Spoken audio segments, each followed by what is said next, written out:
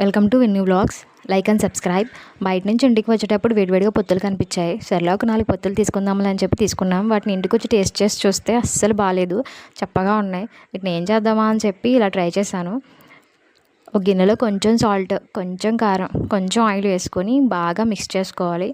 ఇప్పుడు మనం తెచ్చుకున్న బయట నుంచి 4 పొత్తుల్లో 2 ఉన్నాయని చూస్తున్నారా? మిగిలిన 2 మా వాళ్ళు సేల్స్ చేసేయాలండి.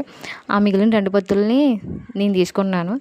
ఆ మిగిలిన 2 పొత్తులకి మనం తీసుకున్న ఉప్పు కారం మిక్స్చర్ని అన్ని వైపులు తిప్పుకుంటూ స్పూన్తో కావచ్చు, లేకపోతే చేత్తోనే కావచ్చు, మొత్తం పొత్తుకు బాగా పట్టేటట్లు శుభ్రంగా అప్లై చేసుకోవాలి. నేను తీసుకున్న 2 పొత్తులకి జాగ్రత్తగా స్పూన్తో మేకప్ వేసుకున్నాను.